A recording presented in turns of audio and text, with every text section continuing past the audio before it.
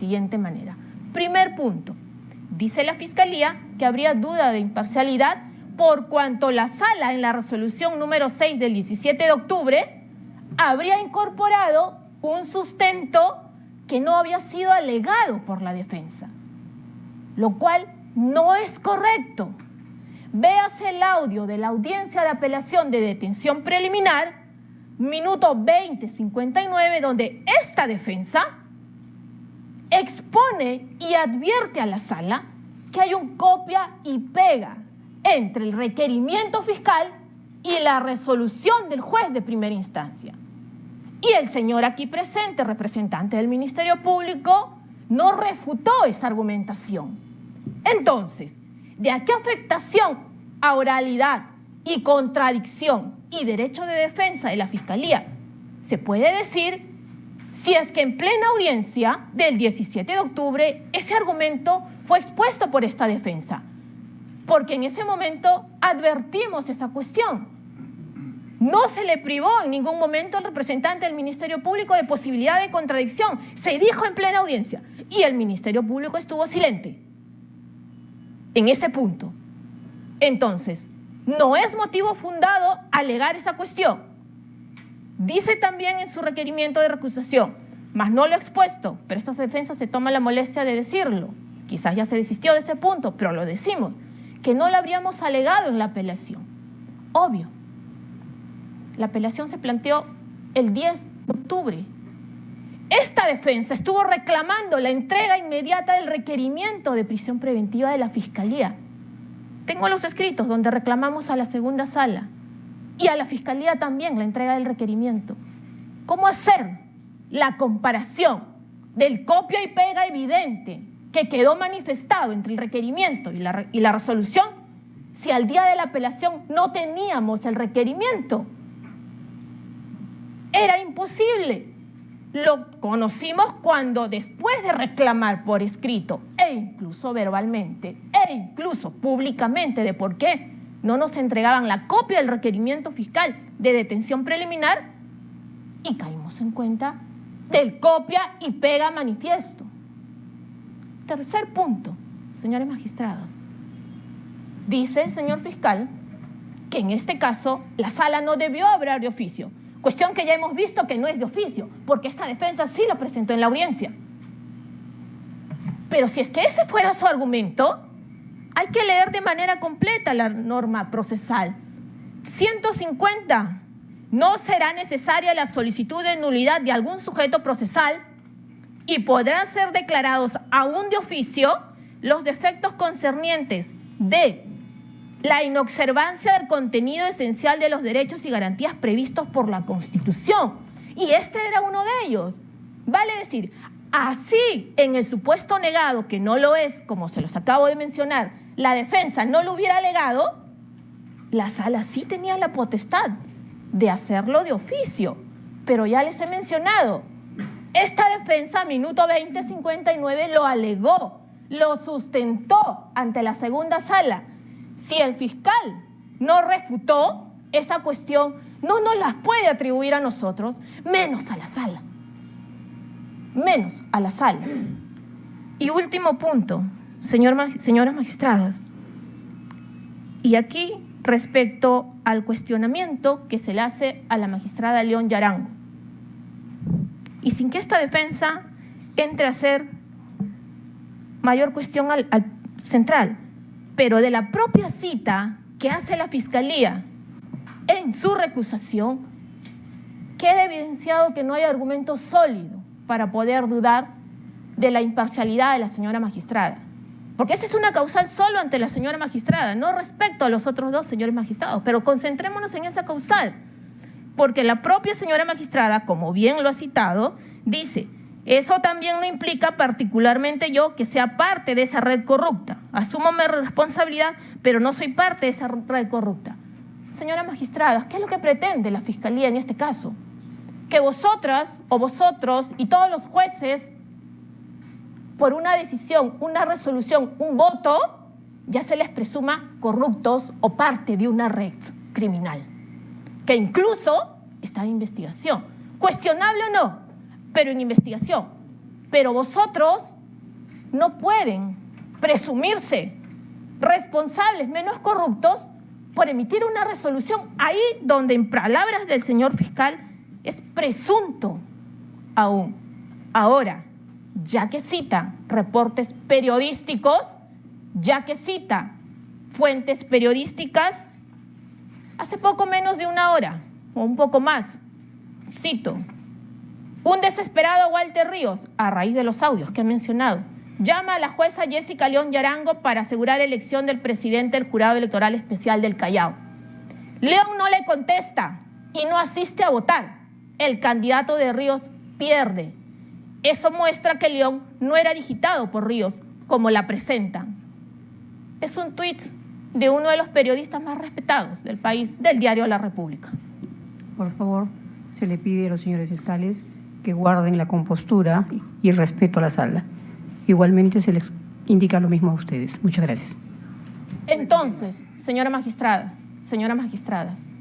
si la defensa del Ministerio Público es alegar que habría un cuestionamiento de imparcialidad aquí, sustentado en reportes periodísticos, es la propia prensa que ellos citan, la que evidencia que en este caso no existe tal vinculación como la quieren presentar a la magistrada León Yarango. Son cuestiones ajenas a este punto. Señora magistrada, por esos fundamentos esta defensa sí es clara y conciso. Primero, la recusación del representante del Ministerio Público respecto a la resolución 6 del 17 de octubre del 2018, que declara nula la detención preliminar dictada en contra de mi patrocinada al haberse evidenciado un copia y pega, en este caso, debe ser rechazada liminarmente. Se ha presentado fuera del plazo legal establecido en el 54.1 y en el 54.2. La resolución es del 17 de octubre, la recusación es del 23 de octubre. Y los otros argumentos expuestos ante su digna sala, señora magistrada. Eso es todo. Muchas gracias. Se le concede el uso de la palabra al doctor Espinosa Boyena, igualmente por 10 minutos. Tiene el uso de la palabra, señora Aguado. Señorita presidenta, señoritas juezas, sí, señalar lo siguiente, sobre el tema del rechazo liminar, solamente agregar para consideración del colegiado que hay una sentencia de casación 458-2015-Cajamarca. Repito, sentencia de casación 458-2015 Cajamarca de fecha 3 de mayo del año 2017, en cuyo fundamento octavo se precisa de manera muy clara que el plazo para interponer una recusación como esta es 3 días hábiles desde conocida la causal de casación. Pero literalmente, además, la Corte Suprema dice que este debe ser un plazo que se debe respetar para preservar el derecho de las demás partes. Un minuto, por favor.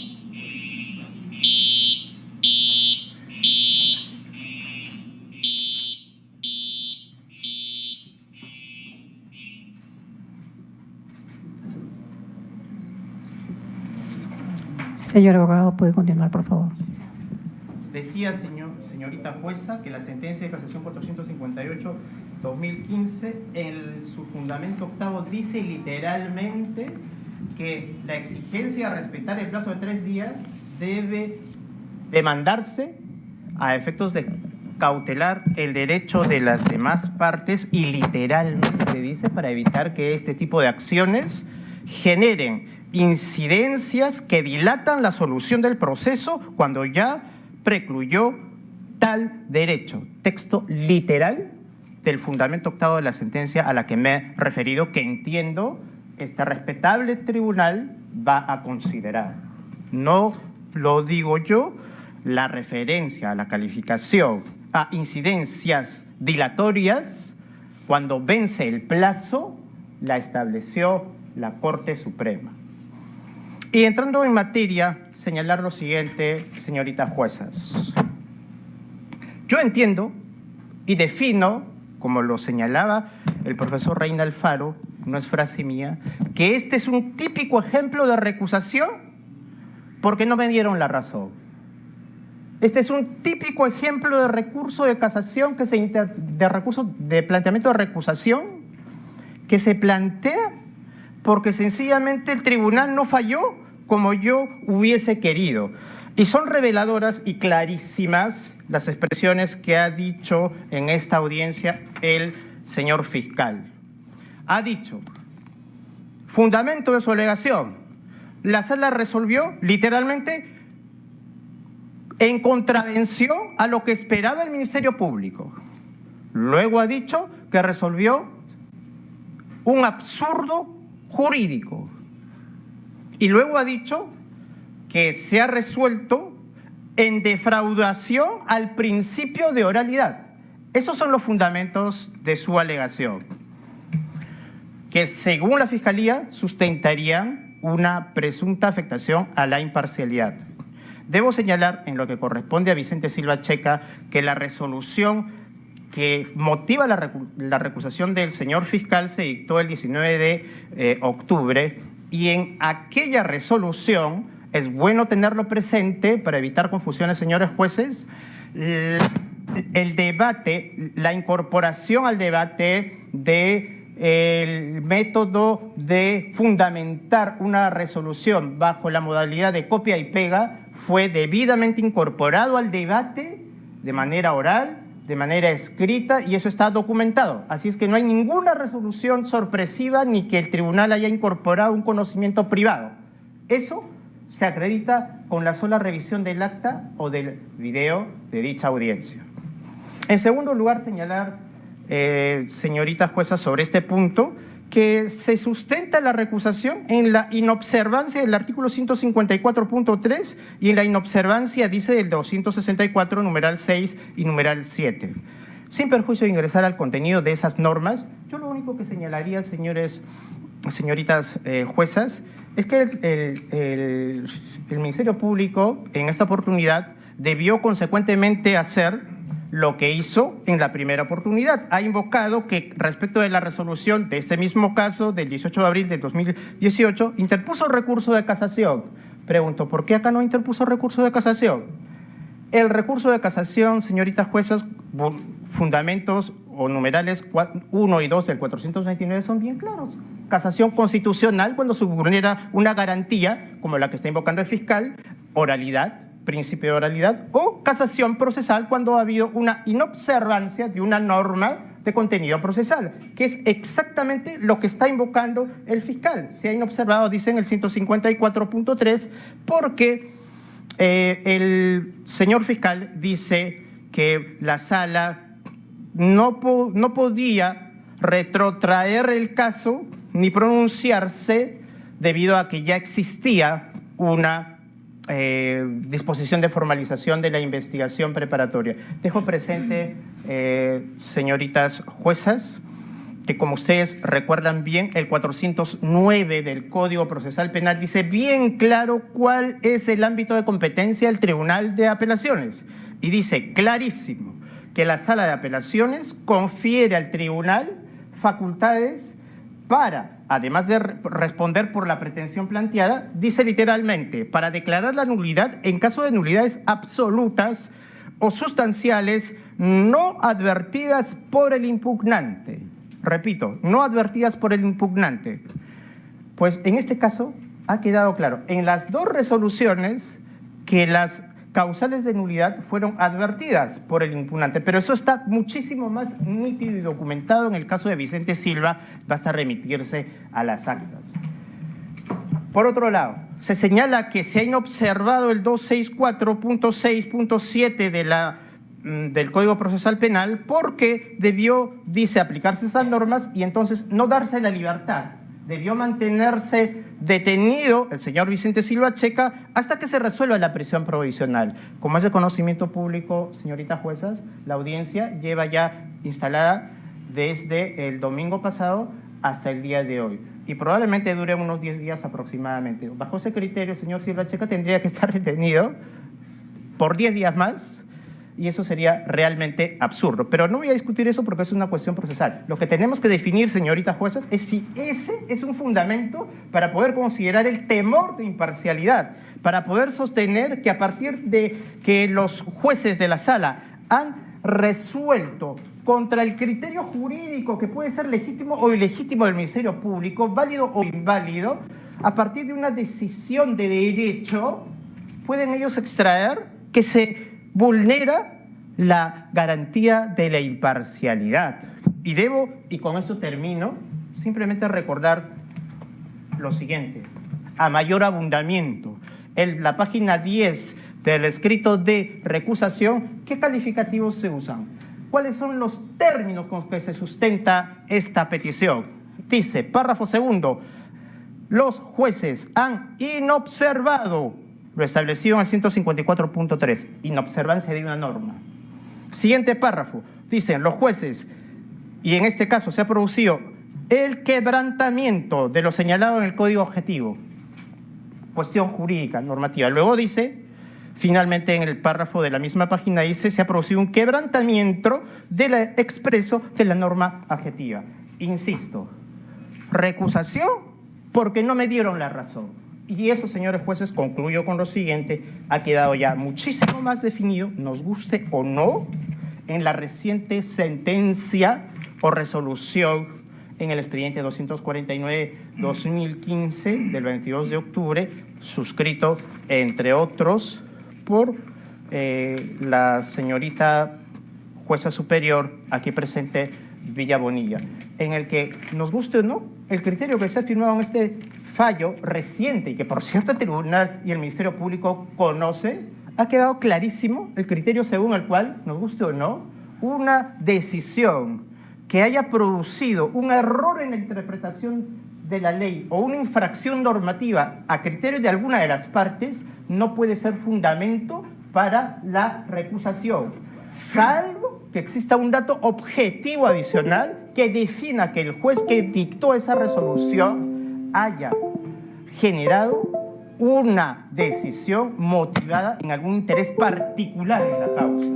Si ello no se ha producido, dice este fallo, entonces es imposible hablar de recusación o de afectación a la imparcialidad por la pura construcción de un razonamiento jurídico que puede dar la razón a una parte o a otra parte. Pues queda clarísimo, señoritas juezas, que el Ministerio Público pudo o debió interponer recurso de casación. He concluido. Muchas gracias. Señor doctor Rafael Vega. Muchas gracias, señora. Tiene 10 minutos igual. Magistrada. Seré breve, puesto que mis colegas que me antecedieron han expuesto brillantemente las razones pues, que acusaba también esta defensa. La resolución número 6, señora magistrada, el auto de apelación a la detención preliminar judicial en el incidente 30, resolvió, señora magistrada, una vulneración flagrante al derecho a la libertad de mi defendido, el señor Augusto Mario Bedoya Cámara. ¿Y por qué? Porque una resolución le dictó 8 días de detención preliminar judicial sin que mínimamente razone siquiera o exprese en su argumentación el por qué el requerimiento de la Fiscalía era correcto. Lo que hizo fue transcribir incluso errores tipográficos del requerimiento de la Fiscalía, señora magistrada. Esta resolución que, como bien dicen los señores abogados que me antecedieron, de acuerdo al artículo 150 y al artículo 409, a través del gran poder de nulidad que tiene la sala, pudo resolver un hecho que, si bien no quedó absolutamente claro, decimos esto por lo propio que dice la Fiscalía, no porque compartamos ese criterio, establecemos acá, señora magistrada, que la nulidad se dio a partir de una vulneración a los derechos de mi defendido. Pero nos sorprende ingratamente encontrar pues que la Fiscalía, cuando no se resuelve a su gusto y gana, plantea este tipo de recursos, señores magistrados. Y lo decimos con preocupación, puesto que ustedes también pueden ser víctimas de ese tipo de persecución cuando las resoluciones no son lo que le gusta a la Fiscalía. Y lo decimos ¿por qué? Porque ya la colega que me antecedió señaló que desde el 18 de agosto del 2018 se conocía esta presunta vinculación de una de las magistradas hacia una presunta organización criminal. Y esta preocupación nos da porque estos dos mismos señores fiscales que están sentados aquí estuvieron el día de la apelación y no le dijeron una sola palabra a la magistrada. Porque por una cuestión de orden podrían decir: señora magistrada, usted tiene un cuestionamiento en la prensa, por favor, no se puede dar esta audiencia con su presencia. ¿Lo dijeron? ¿Lo expresaron? En algún momento estos dos señores fiscales señalaron este hecho que para ellos ahora causa gran preocupación, pero en ese momento no dijeron absolutamente nada. Nos sorprende, señores magistrados, nos sorprende ingratamente, puesto que respetamos las capacidades de estos dos señores fiscales, pero que no compartimos en este momento, puesto que nos resulta una amenaza para su criterio de imparcialidad. He concluido, señor magistrado. Muchas gracias. Se le concede el uso de la palabra al doctor Segundo Lino Mogollón Cameri. Segundo Lino Mogollón, perdón. Puede 10 minutos. Señorita Presidenta, señoritas vocales superiores, señores representantes del Ministerio Público, abogados de la defensa. En esta oportunidad defiendo los derechos e intereses de mi patrocinado Daniel Mellado Correa. En ese sentido solicitamos a este ilustre colegiado se sirva desestimar la pretensión planteada por los señores representantes del Ministerio Público respecto a la recusación de los jueces superiores de la Segunda Sala Penal Nacional, en mérito a los fundamentos esgrimidos y expuestos de modo claro, preciso y puntual por los señores colegas que me han antecedido de la palabra. Yo vengo por mi patrocinado, quien está involucrado en este proceso penal y que tiene relación con la resolución número 6 del 17 de octubre del 2018, en que se revoca la resolución de la CUO por considerar que tiene ciertos vicios que es necesario corregir y dispone que sea otro magistrado el que debe conocer de este cuaderno.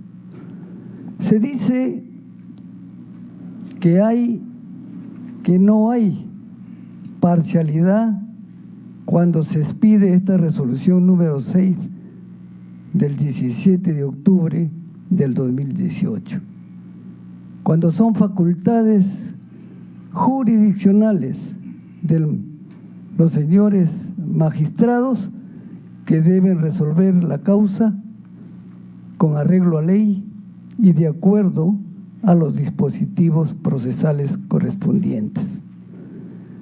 En ese sentido, esta resolución tiene pues todos los visos de estar dictada y expedida por los señores jueces superiores con arreglo a ley y dentro de las facultades que le otorga la Ley Orgánica del Poder Judicial. Es decir, se dictó imparcialmente. También se ha dicho, y recojo por el sentido de economía procesal, de que efectivamente, de conformidad con el artículo 54, inciso segundo del Código Procesal Penal, fue interpuesta esta solicitud de recusación fuera del tiempo permitido de los 3 días que señala esta norma legal acotada. En consecuencia, para no exponer dentro del término que tiene esta sala para resolver otras causas, solicito que se desestime la recusación planteada por los señores representantes del Ministerio Público. Gracias. Bien, vamos a entrar a la otra etapa, que es réplica o dúplica. En este caso se le concede 12 minutos. Bien, señorita presidenta, señoras juezas superiores. Vamos tratando de agrupar la argumentación de los señores abogados para poder calzar perfectamente dentro del tiempo que usted nos ha sabido dar. Argumentos de forma y no de fondo. Así debería resumirse lo que es la postura uniforme de los abogados. No han querido discutir, por ejemplo, esa imagen. No les han dicho ni una sílaba sobre eso. Han traído a colación otros argumentos, que ahora los vamos a desbaratar también. Pero de hecho están tratando de que la justificación de una inadmisibilidad esté orientada a un tema que ustedes van a saber calificar del recurso. Son 2 resoluciones de fecha 17, 19 de octubre y luego algo que no dicen los señores abogados y que además se les ha acompañado debidamente. Por tanto, su temeridad, en ese sentido, el Ministerio Público tiene que necesariamente confrontarla. Aquí está el oficio de fecha Callao 22 de octubre del año 2018, dirigido por la señora presidenta de la Corte Superior de Justicia del Callao, la señora Flor Aurora Guerrero Roldán, en donde pone en conocimiento del Ministerio Público el acta que contiene lo desarrollado durante la sala plena de fecha 15 de agosto del año 2018. Por tanto, la aseveración de que el Ministerio Público sabía esto está fuera de la realidad, porque como es un trabajo proactivo y serio del Ministerio Público, solamente es posible sustentar una causal de recusación si es que se puede probar. Y la única forma de probarla era a partir de tener la copia certificada correspondiente expedida por el órgano correspondiente, valga la redundancia, que es la Presidencia de la Corte Superior de Justicia del Callao. Fecha 22 de octubre del año 2018. Para comenzar. La señorita abogada de la defensa confunde 2 conceptos que claramente el Ministerio Público ha delimitado. Lo que es la capacidad nulificante de oficio que nosotros conocemos del ordenamiento procesal, con lo que es la argumentación del conocimiento privado del juez como un argumento propio de la impugnación, que no ha sido traído como parte de los agravios que han sido manifestados por los impugnantes. Eso es lo que decía el Ministerio Público. Son 2 cuestiones delimitadas, una referida a la congruencia, que es el conocimiento privado del juez, y otro referido a la capacidad nulificante del juez, pero que desde la concordancia y el entendimiento del Ministerio Público debería haber sido objeto de debate específico por los señores jueces superiores en aplicación del artículo 420, numeral 6 del Código Procesal Penal, como efectivamente se dio lectura. Señorita abogada, también ha hecho referencia a lo que manifiesta, lo que, según sus palabras, son un periodista de investigación de connotada reputación. Bueno, vamos a desenmascarar ambas versiones, ¿no? Porque de eso se trata. El portal IDL, el día de hoy, ha publicado una actualización con 12 videos y 12 audios, en donde hace referencia a la historia completa, la que la señorita abogada no les comenta. Esto tiene relación con 5 llamadas que en su momento fueron informadas dentro del grupo de trabajo de las investigaciones del caso denominado Cuellos Blancos. 5 intentos de llamada del señor Walter Ríos al teléfono de la magistrada León Yarango. Es verdad que ninguna de ellas se logró comunicar, pero demuestra una insistencia vinculada a la proximidad y a la necesaria confianza que puede haber cuando una persona llama 5 veces a alguien, en principio. Y lo que no nos dice, porque seguramente no ha leído, porque no le resulta simpático el reportaje de IDL Reporteros, y no debe haber escuchado ningún audio, toda la historia completa, de que por qué se llamaba insistentemente a la señora magistrada León Yarango. Se le llamaba porque había una elección que participaba el señor Payano.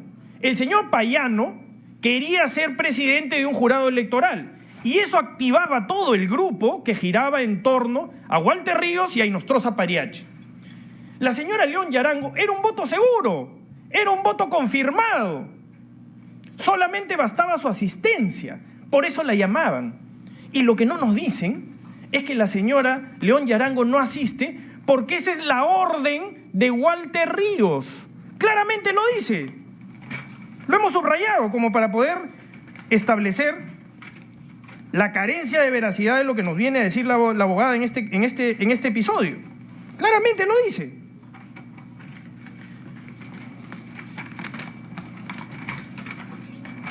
Minutos después, Ríos volvió a llamar a la jueza Ildefonso. Acaban de llegar Ugarte, Bretoneche, Soto y Benavides. Ya, de nosotros nadie llega. La idea mía, no sé qué opinas. ¿Y qué es lo que tú dices, Víctor Roberto Bando? Lleguen tarde para desesperarlos y que se angustien. Que no nos vean a nosotros. Su elección es legítima, ya. La idea es que nadie vaya. La idea habla con Obando. Antes de eso, cerca de las 10 de la noche, el señor Ríos llama al esposo de Irma Estrella, debido a que se había enterado que la jueza que inicialmente votaría por Alfonso Payano para que asuma la presidencia del Jurado Electoral Especial del Callao, ahora apoyaría la candidatura de Teresa Soto. Hermano, avísame, dice Walter Ríos. Pues por favor, ¿qué va a hacer tu señora esposa? Estamos preocupados. Avísame a cualquier hora, tengo el celular prendido para ti, ¿ya? Porque si no, hermano, no vamos a ir a esa sala plena. No puede ser, hermano. No puede votar por Soto, que la ha denunciado. ¿Cómo? Pues, hermano, le dijo Walter Ríos. Entonces, lo que estamos acordando en el siguiente párrafo es que yo no vaya mañana para deslegitimar y ella presida la reunión y ella consolide su traición. Finalmente, todo ese bloque no asistió. Los únicos que asistieron fueron el señor Obando y una magistrada más, que votaron finalmente en blanco y se eligió a la persona que más bien estaba contraponiéndose a la candidatura del señor Payano.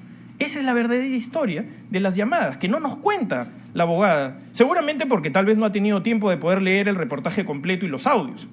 Pero la historia de la vinculación y proximidad de la señora León Yarango está claramente definida en todo lo que realiza el periodismo de investigación. Por tanto, que no nos vengan a decir acá que eso es un episodio que no tiene mayor relevancia y que finalmente la demostración de que la señora León no era próxima a Walter Ríos y a Nostroza Pagliacci está relacionada más bien a que no fue a votar, cuando está claramente definido que no fue a votar porque fue la consigna de todo el grupo. Walter Ríos les ordena a todo el grupo de que no vayan a votar para deslegitimar la elección de quien era el candidato contrapuesto con el señor Payano. Así que, en principio, que no nos digan medias verdades, que digan la verdad completa. De eso se trata siempre. A partir de esta situación, que no fueron en bloque, hay que responderle también al señor abogado del señor Vicente Silva Checa, ¿no? Yo sé de paso que, perdonen ustedes la confusión, pero a veces no sé si estoy en el caso Humala Heredia o en el caso Keiko Fujimori, ¿no? Por la identidad de las defensas. Pero en fin, hay que responderle también al señor, porque el señor parece, en principio, seguramente porque pierde de perspectiva de que no está en una de sus clases, sino está dentro de un debate. A ver, le rogaría que se concentre Sí. en responder, Sí. por favor. Sí, señora. Sí, señorita presidenta. El artículo 427 del Código Procesal Penal, que lo conoce igual que yo, pero que no se los dice, dice claramente sobre la procedencia del recurso de casación. El recurso de casación procede contra las sentencias definitivas, los autos de sobreseimiento, los autos que pongan fin al proceso, extingan la acción penal o la pena o denieguen la extinción, conmutación, reserva o suspensión de la pena, expedidos en apelación por las salas penales superiores. Está claro de que no nos están diciendo la verdad, porque a diferencia del momento en el que la Fiscalía Superior decidió interponer un recurso de casación contra la improcedencia resuelta por esa misma sala respecto a la procedibilidad de los impedimentos de salida en etapa preliminar, lo que no nos dice el señor es que el Ministerio Público lo que invoca es el numeral cuarto del artículo 427, que dice: excepcionalmente será procedente el recurso de casación en casos distintos de los arriba mencionados, cuando la Sala Penal de la Corte Suprema discrecionalmente lo considere necesario para el desarrollo de la doctrina jurisprudencial. Por tanto, el recurso de casación no es un mecanismo de reexamen, no es un mecanismo de pluralidad de instancia. El interés casacional que presentó el Ministerio Público era porque, efectivamente, en la Sala Penal Anticorrupción, los impedimentos de salida son procesales. De hecho, el señor Pedro Pablo Kuczynski, la señora Susana Villarán, el señor Horacio Canepa están con un impedimento de salida del país. Sin embargo, acá en la Sala Penal Nacional, la distinguida sala del señor Zaguanay no procede para él los impedimentos de salida del país en etapa preliminar. De hecho, la Corte Suprema de Justicia de la República decide impedimentos de salida del país en el caso de los cuellos blancos. Señor Nostroza estaba con un impedimento de salida en etapa preliminar. Por eso es que desde la perspectiva del Ministerio Público, en ese caso sí había interés casacional. Pero en este caso no procede ningún recurso.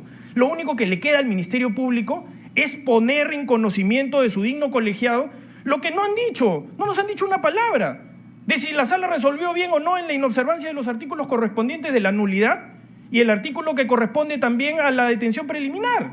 No nos han dicho eso, porque no pueden hacerlo, porque no tienen ninguna base científica legal para entender de que hay algo que no tiene ninguna forma de contrastación y que el Ministerio Público claramente se lo ha manifestado. De que cuando se desarrolló la audiencia, como ustedes lo han visto en ese video, ya se había formalizado la investigación preparatoria. El cargo de notificación, el cargo de recepción es sumamente claro, dice 3 de la tarde. De eso no nos han dicho una sílaba. No nos han dicho ni una palabra sobre ello.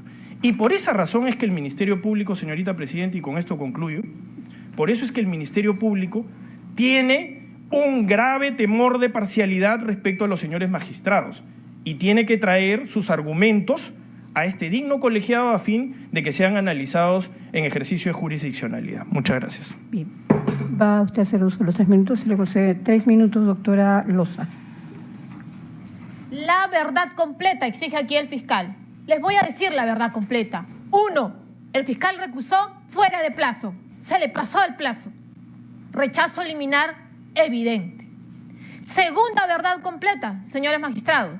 La Fiscalía pretende que este debate jurídico, judicial, se convierta en un debate periodístico. De haber sabido, hubiéramos debatido con los periodistas de IDL, que van en consonancia con el Ministerio Público. Creo yo, evidentemente se han confundido de escenarios. Tercera verdad completa, señores magistrados. La sala, esta defensa ante la sala, y lo que no dice la Fiscalía y no ha replicado en absoluto nada, es que esta defensa expuso ante la sala el argumento de copia y pega. Y el representante del Ministerio Público guardó silencio absoluto al respecto. Tuvo el derecho de contradicción en sus manos y no refutó. Esa es la verdad completa. ¿Por qué recién el 23 de octubre viene a reclamar aquello que no dijo el 17 de octubre? Esa es la verdad completa, señores magistrados. Cuarta verdad completa. Se pretende aquí, señores magistrados, manchar el buen nombre, la imagen, la honra, y no en específico de la doctora León Yarango, de cualquier magistrado, solamente por emitir un voto que no es del agrado del Ministerio Público. Se le pretende cuestionar y manchar tan ligeramente el nombre a un magistrado, solamente, señores magistrados, porque emitió una resolución que no es del agrado del Ministerio Público. Se pretende manchar el nombre de una magistrada solamente porque recibe reportajes periodísticos que cuestionan su imagen. ¿Cuántos de ustedes se ven expuestos a esos reportajes periodísticos? ¿Y acaso por eso están totalmente desacreditados? Nos quedaríamos sin magistrados si ese sería el razonamiento correcto, pero no lo es y no debe serlo.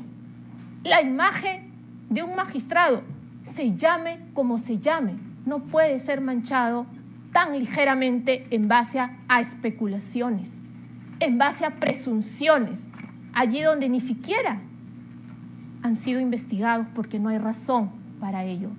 Vea usted lo preocupante, señores magistrados, que resulta el debate expuesto por el Ministerio Público. ¿Cuál es el mensaje que quiere dar el Ministerio Público aquí para los jueces? ¿Que acaso no atiendan llamadas o que sí lo atiendan? Mejor ya no tengan teléfono. 2, que no emitan sus votos. 3, que siempre den la razón al Ministerio Público. ¿Ese es el mensaje que quieren dar? Es altamente preocupante si es que esos son los motivos del Ministerio Público. E insisto, respecto a la resolución 6, esa resolución tiene que ser rechazada de plano. La verdad es que la Fiscalía lo puso fuera de plazo. Segundo, no puede decir que se le privó del derecho de contradicción. Esta defensa lo expuso en la audiencia. Y si la Fiscalía allí no dijo nada, no es un tema de la defensa, menos aún de la sala. No le pueden servir la tarea o hacer la tarea al Ministerio Público. Esa no es mi labor, no es la labor de ustedes.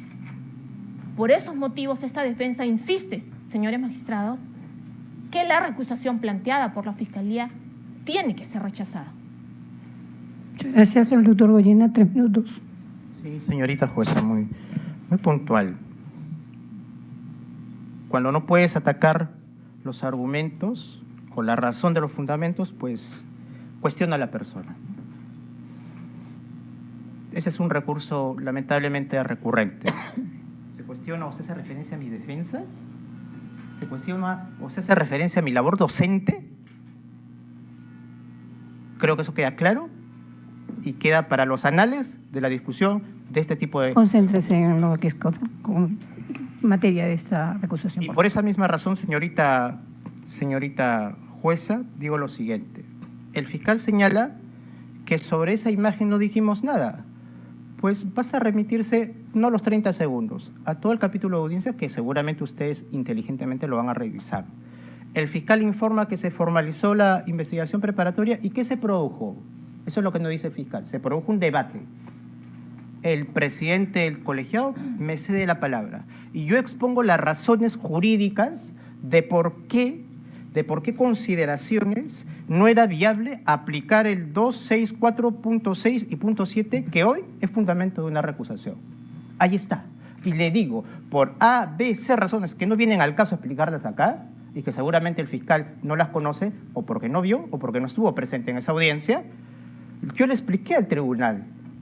No corresponde aplicar ni invocar esas normas. Por lo tanto, si ustedes declaran la apelación fundada o resuelven la nulidad, la libertad tiene que producirse inmediatamente. Entonces, el debate se produjo, las razones jurídicas se incorporaron por esta defensa, con réplica del fiscal superior además, con réplica. Y luego el tribunal resuelve dando una explicación al respecto y luego de ello al Ministerio Público no le gusta ese criterio. Y por lo tanto, hay imparcialidad. Luego, señalar, señorita jueza, que en este caso, insisto, la incorporación, como dice, de conocimientos privados del juez no existe.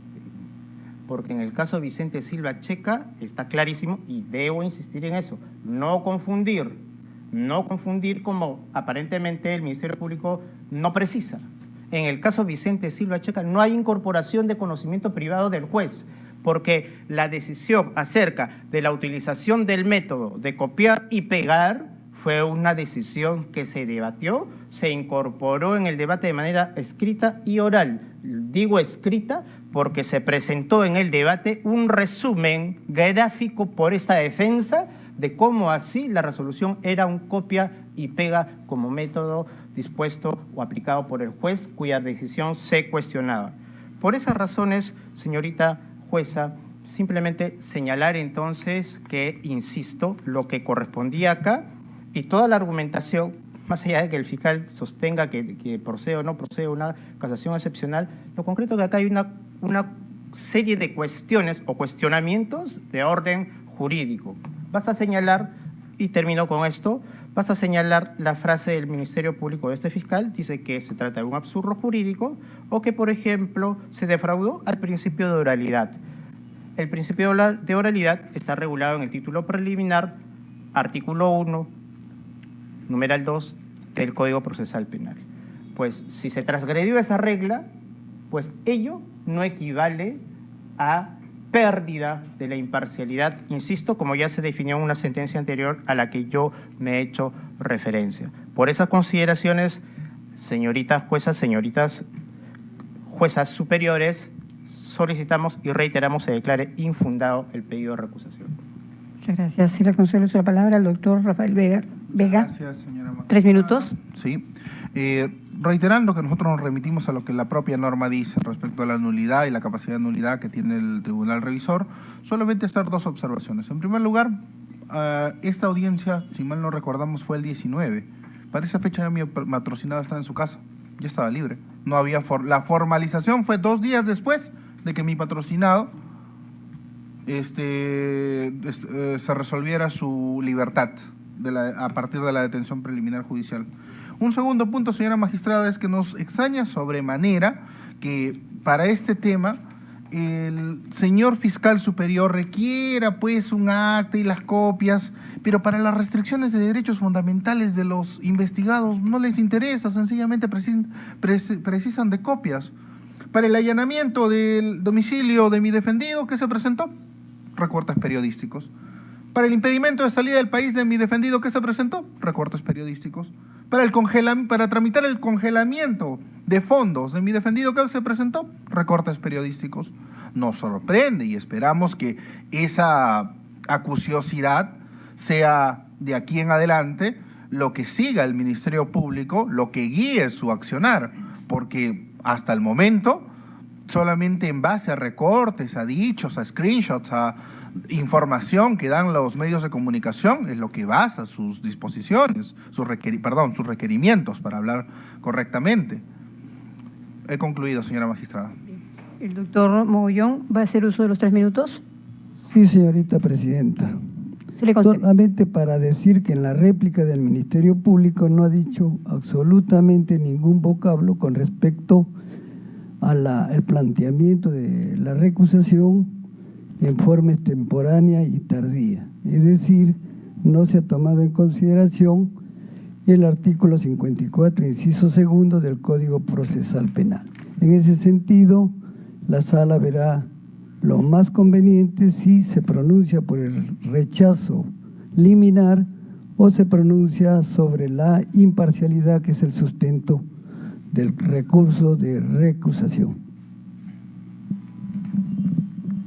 Bien. Vamos a hacer algunas precisiones, señor fiscal. En cuanto a las resoluciones judiciales que sustentan su recusación, que son el auto número 6 del expediente 299-2017, carpeta 30, y el número 4, recaído en el expediente 299-2017, 35. ¿Usted ha promovido algún medio impugnatorio? Ninguno, señorita presidenta, por lo que hemos expuesto en audiencia, ¿no? Correcto. Porque desde nuestra perspectiva no procede el recurso de casación, que es el único medio impugnatorio que eventualmente podría haber sido procesal en este caso. En este caso concreto, ¿hay alguna otra recusación que haya planteado contra los magistrados de la sala, segunda sala, o es la primera? No, es la primera, señorita presidenta. Bien.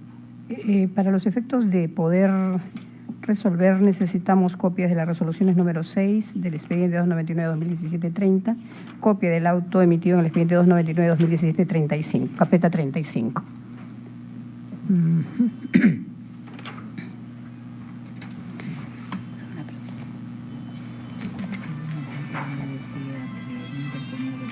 A ver si se sirve a pagar, por favor. Es una falta de respeto entrar con el teléfono abierto.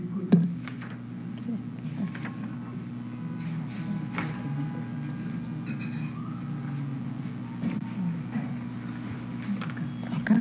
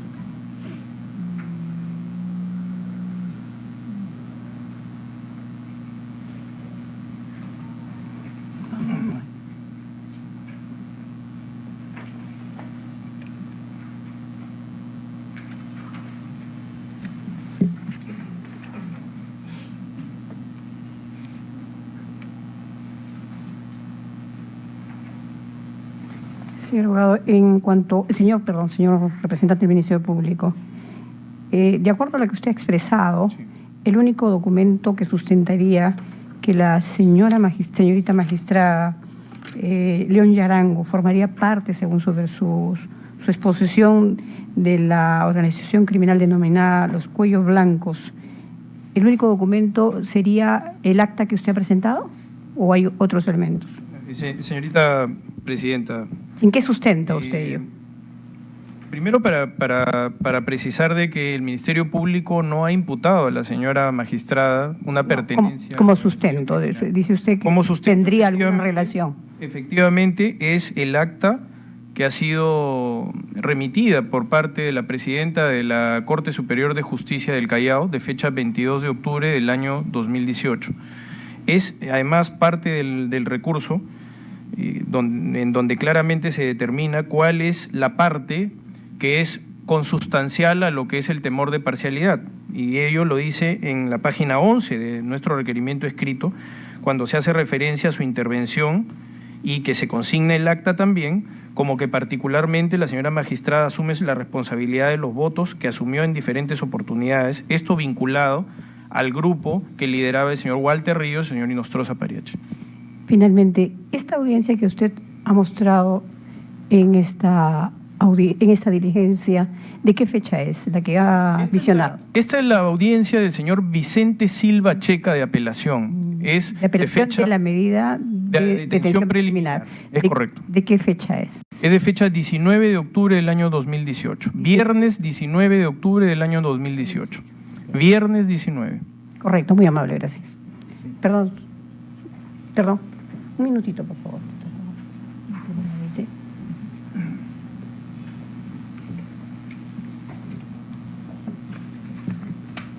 Para el doctor Espinosa Goyena.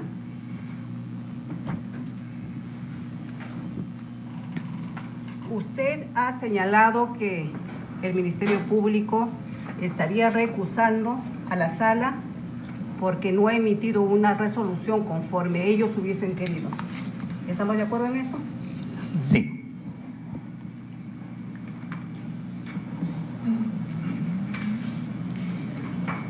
¿Hay algún argumento del Ministerio Público que eso lo haya sostenido expresamente en el escrito de recusación?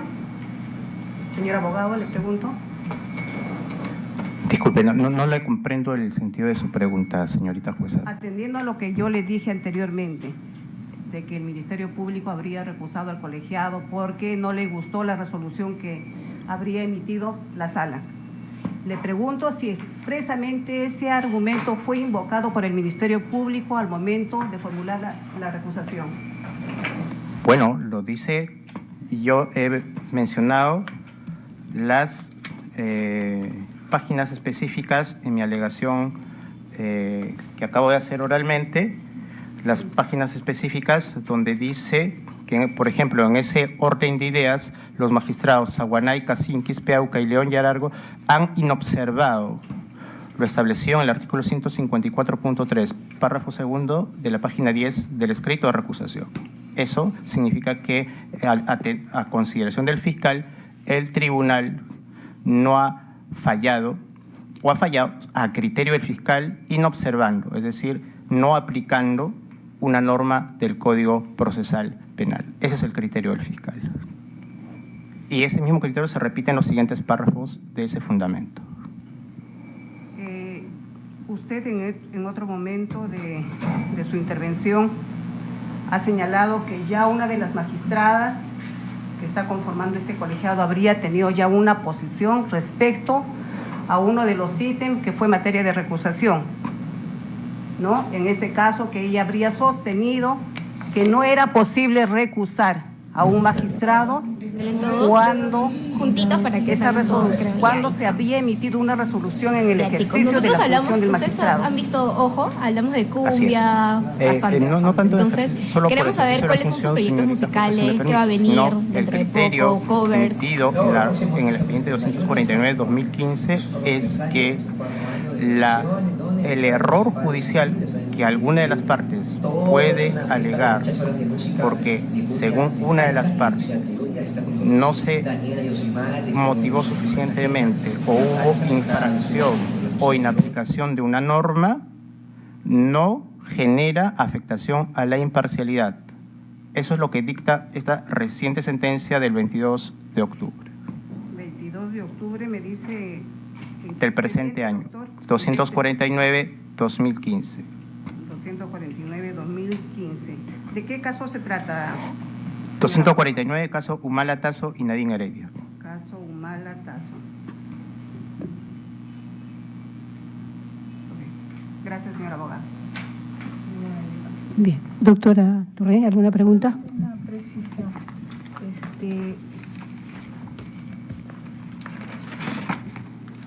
Fiscal, la decisión,